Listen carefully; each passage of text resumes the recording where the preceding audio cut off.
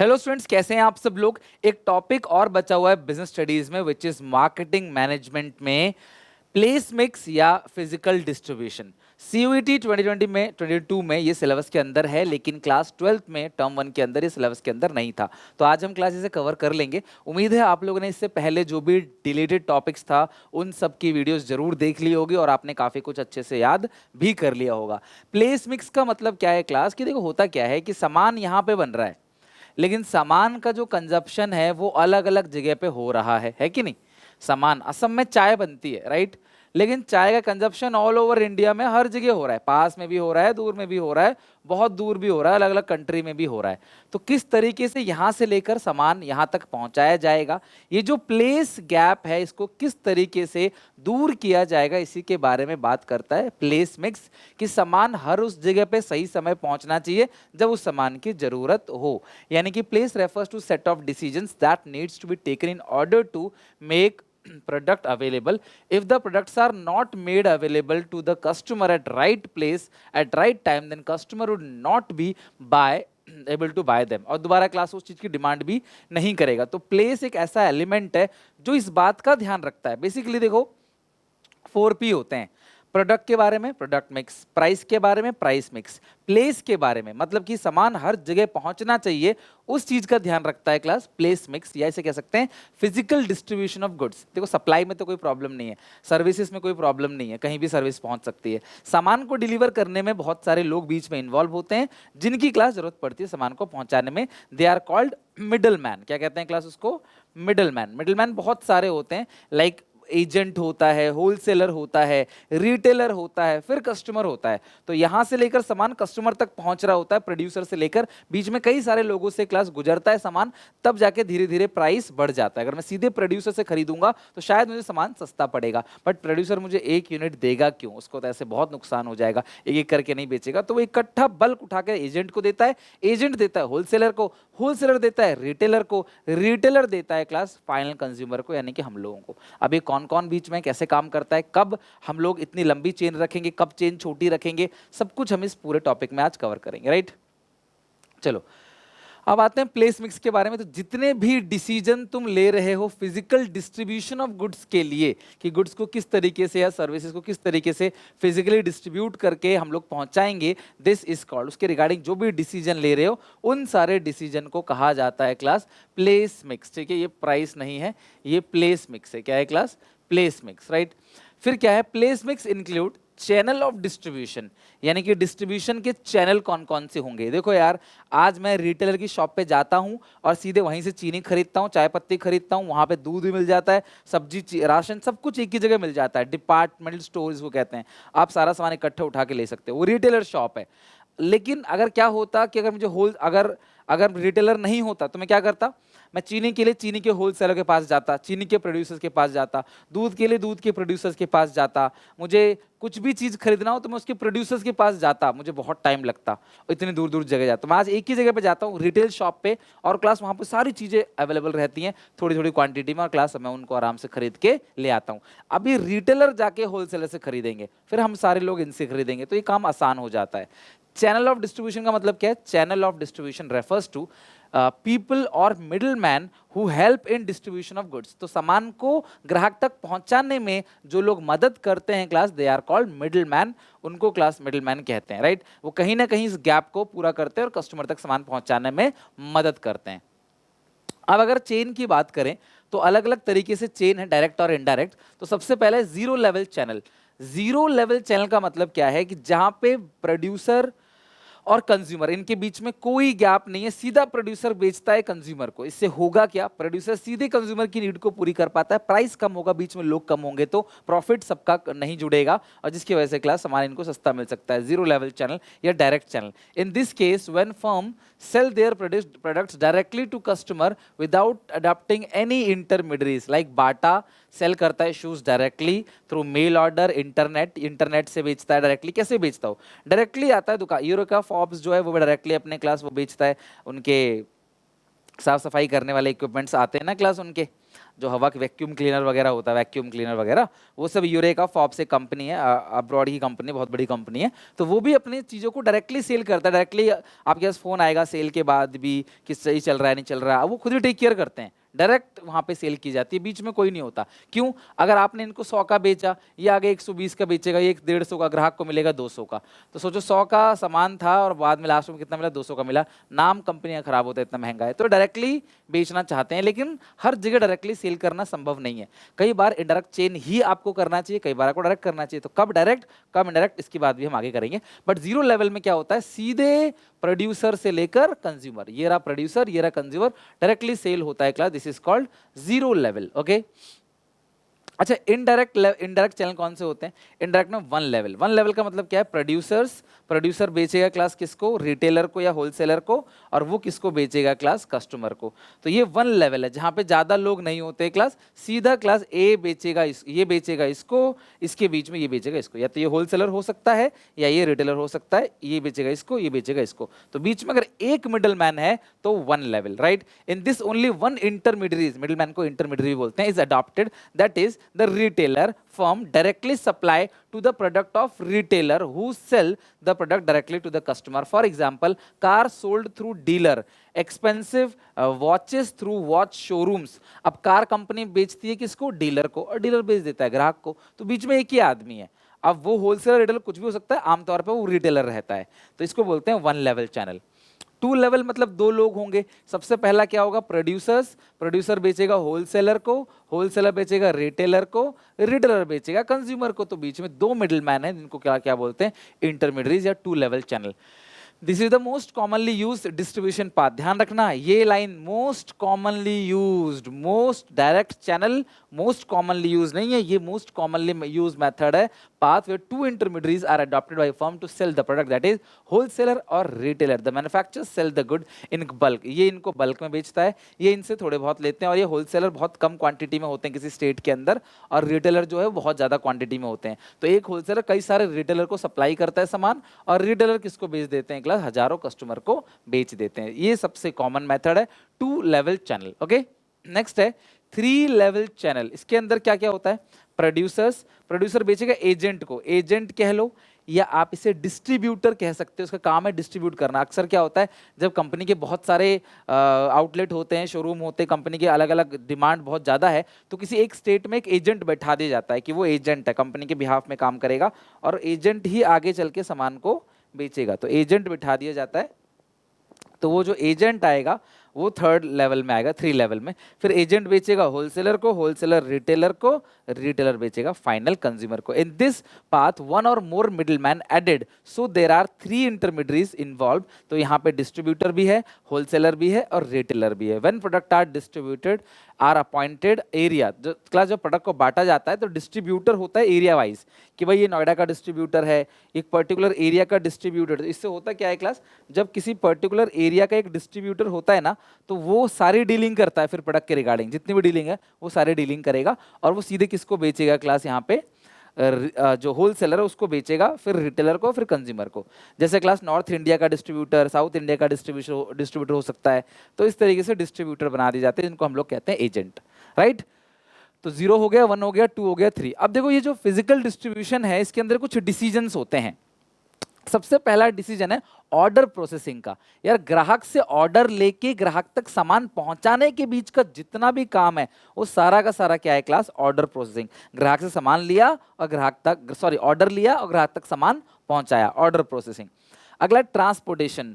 सामान का जो कई बार सामान की जो कीमत होती है उसकी ट्रांसपोर्टेशन कॉस्ट उससे ज़्यादा होती है। मैं आपको एग्जांपल देता हूँ। आप ना अगर कोई छोटी मोटी चीज़ किसी वेबसाइट से मंगाओगे, आप जोमेटो से एक छोटा सा कुछ आइटम मंगाओ खाने का, उसकी ट्रांसपोर्टेशन कॉस्ट होगी 100 रुपये की, और सामान होगा 50 रुपये का, लेंगे 150 रुपये। तो आप बोलोगे यार कि यार भैया 150 रुपये हमें देने पड़ेंगे 50 रुपये के सामान के लिए, 3 गुना ज़्यादा दाम हम क्यों दें भैया? क्यों? क्योंकि वो इस चीज़ को मेंटेन नहीं कर पा रहे, दैट इज ट्रांसपोर्टेशन कॉस्ट। भैया ट्रैवलिंग का, ट्रांसपोर्टेशन का, कैरेज का खर्चा, वो सामान के सामान की कॉस्ट से ज़्यादा नहीं होनी चाहिए। तो प्रोड्यूसर को ध्यान रखना चाहिए कि हमारी जो ट्रांसपोर्टेशन कॉस्ट है, आपको एग्जांपल देता हूँ, पार्ले जी आप भी 5 रुपए में खाते हो, मैं भी 5 रुपए में खाता हूँ। पार्ले जी जहां बिकेगा 5 रुपए में बिकेगा, टाटा सॉल्ट जहां बिकेगा सेम रेट पे बिकेगा, टाटा टी असम से आ रही है पर जहां जाएगा वो सेम रेट पे ही जाएगा। यानी वो कहीं ना कहीं उस प्राइस को मेंटेन करने में सक्षम है, क्योंकि वो क्या करते हैं, ट्रांसपोर्टेशन की किस तरीके से यहां से यहां तक सामान पहुंचे और इसका प्राइस जो है वो इतना ज्यादा ना बढ़ जाए। अगला है वेयर हाउसेस।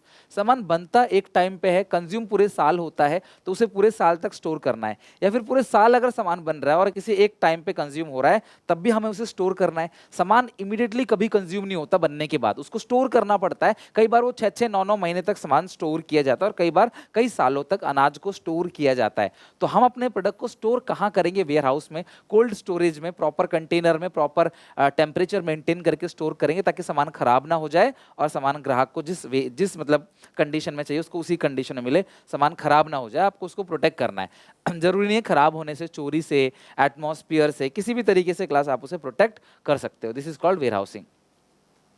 वेयर हाउस बनाने के बाद इन्वेंट्री मेंटेन की जाती है। इन्वेंट्री मेंटेन की जाती है ताकि जब डिमांड हो तब हम सप्लाई कर सके। आपने देखा होगा जितने भी दुकानदार होते हैं क्लास, उनका गोडाउन बना रहता है, वहां वो इन्वेंट्री को मेंटेन करते हैं। गोडाउन से माल आता है शोरूम में आके सामान को बेचा जाता है। तो इन्वेंट्री मेंटेन करने का मतलब क्या है, प्रोडक्शन यूनिट से लेकर एक पर्टिकुलर जगह पर रख देना, गोडाउन में रख देना सामान कि भाई वहां इन्वेंट्री मेंटेन है, जब डिमांड आएगी तब यहां से माल जो है वो सप्लाई किया जाएगा। This is called inventory. Okay, next है factors determining the choice of channel of distribution. कैसे पता चलेगा कि आप किस टाइप का चैनल ऑफ डिस्ट्रीब्यूशन यूज करोगे, कौन कौन से फैक्टर्स हैं जिन पे डिपेंड करता है कि आपका चैनल ऑफ डिस्ट्रीब्यूशन कैसा होगा। तो सबसे पहला जो फैक्टर है यहाँ पे वो है product related factor, the value of product line. If the unit value of product is high or for expensive product, direct sale from company is preferred, while for less costly product longer channels are preferred. ध्यान सुनना सब बच्चे मेरी बात, अगर सामान बहुत expensive है तो डायरेक्ट चैनल को प्रेफर करना चाहिए। अगर सामान बहुत लो एक्सपेंसिव है तो आप बहुत सारे लोगों को बीच में सामान रख सकते हो। मैं आपको एग्जांपल देता हूं, जैसे आपको किसी को 10 रुपए देने हैं तो आप बोलोगे भाई ले 10 रुपए यार, तो उसे पकड़ा दियो, वो देने चला जाएगा, आप उसको भरोसा कर लोगे। लेकिन आपको किसी को 10 लाख रुपए देने हैं तो आप ये नहीं कह सकते हो भाई 10 लाख रुपए ले उसे दे दियो, उसे तो बोल देना वो दे देगा, उसे तो बोल देना वो दे देगा। नहीं, आप खुद जाते हो देने कि नहीं भैया मैं खुद ही जाके दे के आऊंगा। यही सेम सिचुएशन यहाँ भी है कि अगर कंपनी के प्रोडक्ट की वैल्यू बहुत हाई है तो भैया आप डायरेक्ट चैनल को प्रेफर करो। ये कहते हैं, मैंडेट नहीं है। जैसे प्रिंसिपल ऑफ मैनेजमेंट जो है ना वो गाइडलाइंस है, ऐसी भी गाइडलाइंस है। डायरेक्ट है तो हाई वैल्यू है तो डायरेक्टली सेल करो, अदरवाइज इंटरमीडिएट्स का यूज करो। प्रोडक्ट कॉम्प्लेक्सिटी, अगर प्रोडक्ट टेक्निकली कॉम्प्लेक्स है, रिक्वायर एक्सपर्ट एडवाइस और guidance, so direct sale is preferred. अगर आपको लगता है कि प्रोडक्ट बहुत कॉम्प्लेक्स है, उसमें एक्सपर्ट एडवाइस चाहिए, उसमें प्रॉपर गाइडेंस चाहिए, ग्राहक के सामने बैठ के उसे बताना पड़ेगा, समझाना पड़ेगा, तो आप बीच में बहुत मिडलमैन मत रखो, डायरेक्टली बेचो। अगर क्लास प्रोडक्ट ऐसा नहीं है, प्रोडक्ट जो है वो सिंपल है, कोई भी यूज़ कर सकता है, मैगी खरीदो बनाओ 2 मिनट में खाओ, तो भैया इसके लिए डायरेक्ट चैनल का यूज़ मत करो। उसके लिए क्लास आप मल्टीपल चेन यूज़ कर सकते हो। आप एक यूज़ करते हो इंटरमीडिएट्स को, 2 यूज़ करते हो, 3 यूज़ करते हो, ये आपकी मर्जी। अगला है nature of product, the customise product. Customise product का मतलब जो प्रोडक्ट आपके कहने के अकॉर्डिंग बना है, आपके इंस्ट्रक्शन के अकॉर्डिंग बना है, तो भैया वहां पे वो प्रोडक्ट आपको डायरेक्टली डिलीवर करे। और जो स्टैंडर्ड प्रोडक्ट है कोई भी उसको यूज कर सकता है, स्टैंडर्ड है, हर कोई खरीदो यूज करो उसको सीधा, तो उसके लिए आप बीच में मल्टीपल चेन यूज कर सकते हो, मल्टीपल मिडलमैन को यूज कर सकते हो। कंपनी रिलेटेड फैक्टर्स, कुछ फैक्टर देखो, ये तो था प्रोडक्ट की बात कि प्रोडक्ट कैसा होगा उस चीज पे डिपेंड करेगा कि लॉन्गर चैनल होगा या शॉर्टर चैनल होगा। ये कहता है कंपनी रिलेटेड फैक्टर, कंपनी का finance. A company which has deep pocket, deep pocket का मतलब ऐसा नहीं जेब उसके पैरों तक है, डीप पॉकेट का मतलब क्या है कि अच्छा खासा पैसा उनके पास है, राइट। No financial problem should prefer direct sale. तो भैया अगर आपके पास अच्छा खासा पैसा है, सीधा ग्राहक को बेचो, आप सीधा, मिडिलमैन मत रखो बीच के अंदर। लेकिन अगर तुम्हारे पास फाइनेंशियली वीक हो, आप कमजोर हो, देखो डायरेक्ट सेल में पैसा ज्यादा लगता है, आपके घर आके सीधा एक इंसान एंगेज हो जाएगा आपके लिए, तो पैसा ज्यादा लगता है उसमें। और अगर आपके पास पैसा इतना नहीं है तो आप ब्रोकर्स को यूज करो, सामान का प्राइस जरूर बढ़ जाएगा लेकिन आपका खर्चा कम आएगा। आपने एक को बोला ले भाई 100 का, वो आगे 110 का बेचे, 120 का बेचे, आपका कोई लेना देना नहीं है। तो यानी कि जिसके पास स्ट्रांग फाइनेंस है वो डायरेक्टली सेल कर सकता है, जिसके स्ट्रांग फाइनेंस नहीं जिस कंपनी के पास, वो मिडिलमैन को लेकर सेल करेगा।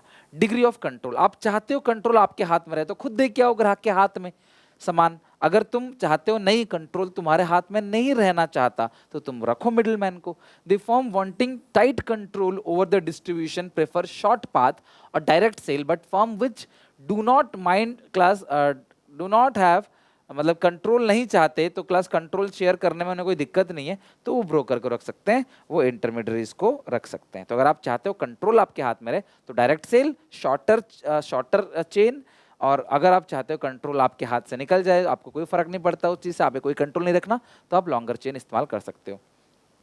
Third is competitive factor. तो कॉम्पिटिटिव फैक्टर मतलब क्या है कि आपका कॉम्पिटिटर जितने इंटरमीडिएट्स को यूज कर रहा है, आप चाहो तो उसे देख के उतने ही कर सकते हो कि यार वो अगर 3 चैनल से वो सामान भेज रहा है ग्राहक तक, तो मैं भी 3 चैनल से भेजूंगा। कुछ ये सोच सकते हैं, कुछ ही सोच सकते हैं कि वो 3 चैनल से भेज रहा है तो मैं 3 चैनल से नहीं भेजूंगा, मैं डायरेक्टली सेल करूंगा। तो ये तुम्हारी मर्जी है। यानी कि the types of channel selected by competitor also affect the selection channel, as a company may select the same channel as selected by the competitor, or sometime the businessman prefer not to select the same channel, कि जो तुम follow करते हो हम वही follow करेंगे, कुछ कहते हैं जो तुम फॉलो करोगे हम वो फॉलो नहीं करेंगे। तो इस बात पे भी डिपेंड करता है कि आप का जो चैनल होगा डिस्ट्रीब्यूशन का वो कितना बड़ा होगा, मतलब वो बीच में एक ही मिडलमैन होगा, 2 होगा, 0 होगा या 3 होगा। ओके, अगला है मार्केट। कई बार मार्केट पे भी डिपेंड करता है। सबसे पहला नेचर ऑफ मार्केट, देखो जो इंडस्ट्रियल मार्केट है, जितने भी इंडस्ट्रियल गुड्स हैं, मशीनरी, वहां पे डायरेक्ट सेल की जाती है, कंपनी के अंदर जाके बात की जाती है, वहां पे जाके डायरेक्टली कंपनी को सेल कर दी जाती है। लेकिन अगर जो कंज्यूमर मार्केट, जो राशन खरीदते हो आप, उसमें हमें घर आके डायरेक्टली सेल नहीं किया जाएगा। आप कई बच्चे बोलते हैं सर हमारे तो घर आके डिलीवर कर देता है, तो वो प्रोड्यूसर नहीं करता डिलीवर, वो मिडिलमैन ही डिलीवर करता है आपको, वो रिटेलर ही डिलीवर करता है। तो जो कंज्यूमर गुड्स के लिए कैसी मार्केट, कैसा होना चाहिए, shorter distribution channel, right, sorry longer distribution channel, और जो इंडस्ट्रियल मार्केट है उसके लिए शॉर्टर डिस्ट्रीब्यूशन चैनल। अगला size of the market, market size. If the number of customer are large, ध्यान समझना, अगर ग्राहक बहुत सारे हैं then more intermediates are use. अगर बहुत सारे ग्राहक है ना, उनको सप्लाई करना है, अकेले कब तक कर पाओगे, अकेले कैसे कैसे दोगे इन सबको, तो फिर आप एक लॉन्गर चैनल यूज करते हो। लेकिन जहां पे आप ग्राहक के थोड़े बहुत हैं क्लास, तो आप शॉर्टर और डायरेक्ट चैनल आर यूज। तो यहाँ पे शॉर्ट चैनल यूज करो या डायरेक्ट चैनल यूज करो। अगला जियोग्राफिकल क्लास कंसंट्रेशन, एरिया पे भी डिपेंड करता है। कैसे, when buyers are concentrated in a limited area, थोड़े से एरिया में बायर रहते हैं तो डायरेक्ट सेल कर सकते हो आप। लेकिन बायर फैले हुए हैं हर जगह, पूरी इंडिया में बायर फैले हुए हैं, तो आप डायरेक्ट सेल कैसे करोगे, तब आप इंटरमीडिएट्स का यूज कर सकते हो। तब आप चैनल का यूज कर सकते हो सेल करने के लिए, किसी और को बिठा सकते हो, एजेंट को, फिर होलसेलर को, फिर रिटेलर को, फिर कस्टमर को। अगर पूरी इंडिया में या पूरे वर्ल्ड में फैले हुए हैं ग्राहक, किसी एरिया के एक थोड़े से जगह पे ही हैं जो आपका सामान यूज करते हैं, तो क्लास आप उनको डायरेक्टली सेल कर सकते हो। अगला क्वांटिटी परचेज, अगर कोई बहुत बड़ी क्वांटिटी ले रहा है तो डायरेक्ट सेल कर सकते हो। अगर छोटी क्वांटिटी ले रहा है क्लास, तो आप इनडायरेक्ट चैनल का यूज करोगे। If order size is big then direct supply from is preferred. भाई ऑर्डर साइज बड़ा है तो भैया आपको सीधा आके वो बेच देगा प्रोड्यूसर से सीधा। तभी तो ऐसा होता है ना कि अगर मुझे एक शर्ट खरीदनी है तो मैं यहीं कहीं से दुकान से खरीद लेता हूँ, लेकिन मुझे अगर 50 शर्ट खरीदनी है, 20 शर्ट खरीदनी है, या डिस्ट्रीब्यूशन के लिए कोई सामान खरीदना है, बिजनेस पर्पज से सामान खरीदना है, तो मैं सीधे होलसेलर के पास जाता हूँ, सीधे डिस्ट्रीब्यूटर के पास जाता हूँ, सीधे प्रोड्यूसर के पास। तो बल्क क्वांटिटी में सीधा, नो चेन, 0 मिडिलमैन। और अगर आप छोटी क्वांटिटी में खरीदते हो तो क्लास बीच में मिडिलमैन हो सकते हैं। फोर्थ है environmental factors. Other important factors which affect the choice of channel of distribution include environment factor such as trade policy, कई बार ट्रेड पॉलिसी, इकोनॉमिक पॉलिसी, उन पे भी डिपेंड करता है कि हमारा चैनल ऑफ डिस्ट्रीब्यूशन कैसा होना चाहिए। ट्रेड पॉलिसी, इकोनॉमिक पॉलिसी, वो भी हमें मजबूर करता है कई बार छोटा और बड़े चैनल को बनाने में, कि भाई चैनल कितना बनाएंगे हम लोग, एक चैनल होगा, सिर्फ होलसेलर होगा, सिर्फ रिटेलर होगा, या होलसेलर रिटेलर दोनों होगा, या होलसेलर रिटेलर एजेंट तीनों होगा। ये कई बार क्लास डिपेंड करता है एनवायरमेंटल फैक्टर्स के ऊपर। बहुत सारे और फैक्टर्स होते हैं जिन पे ये डिपेंड करता है, जो किससे बोलते हैं एनवायरमेंटल फैक्टर्स। तो मैंने आपको बहुत डीपली अच्छे से करा दिया। मुझे नहीं लगता कि इतना करने के बाद कोई ऐसा होगा जो तुमसे नहीं बनेगा। तो मैं पूरा का पूरा टॉपिक अच्छे से करा दिया। टॉपिक हमारा एंड हो गया। कोशिश करी मैंने क्लास सारी की सारी चीज़ें। देखो यार, तुम्हें 50 में से 40 करने हैं। अगर कोई एक दो टॉपिक ऐसा है रह जाता है, तुम्हारा तुम्हारा परसों ही पेपर है, कुछ अगर रह गया तो डोंट वरी उसके लिए क्लास। आप उन क्वेश्चन स्किप करके बाकी क्वेश्चन को कर सकते हो। पेपर तुम्हारा देखना बहुत अच्छा जाएगा। अगर तुम्हारा पेपर पहले हो रहा है तो बहुत सिंपल सा पेपर क्लास बनेगा और तुम उसे अच्छे से कर लोगे। स्ट्रेस में आने की, टेंशन में आने की जरूरत नहीं है। सब कुछ अच्छा जाएगा। राइट, मेरी तरफ से ऑल द बेस्ट। बाकी और भी जो चीज़ें हैं क्लास वो मैं कराता जाऊंगा, आप टेंशन ना लो। बस स्टे ट्यून, जुड़े रहो, पढ़ाई करते रहो, मेहनत करते रहो। देखना जरूर आपका कॉलेज में सिलेक्शन होगा। वीडियो अच्छी लगे तो लाइक कर देना। क्लास आप लोगों ने बोला था डिलीट टॉपिक्स का, तो मैं करा रहा हूँ क्लास, टाइम निकाल के जैसे तैसे हो पा रहा है मुझसे। बस सपोर्ट दिखाओ, प्यार दिखाओ, मुझे भी मोटिवेशन की जरूरत है क्लास। गला बिल्कुल बैठ गया, कल से कई सारी वीडियोस आ रही हैं और भी कल दिन भर आएंगी वीडियोस, ताकि आप लोगों का पेपर अच्छा चला जाए। 15 तारीख तक मैं सारा कंटेंट आपको दे दूंगा, ताकि आगे जो 14 तारीख तक दे दूंगा रात तक, तो जिनका 16-17 को, जुलाई में 20 को कभी भी पेपर है, वो इस कंटेंट को देख के पढ़ के अच्छे से जा सकते हैं। फिर भी अगर आपको मॉक टेस्ट बनाना है तो एसपीसीसी एप्लीकेशन पे मॉक टेस्ट अवेलेबल हो चुका है, तो आप जाके वहां से ले सकते हो। Okay, take care, bye bye, God bless you. मिलते हैं नेक्स्ट वीडियो में।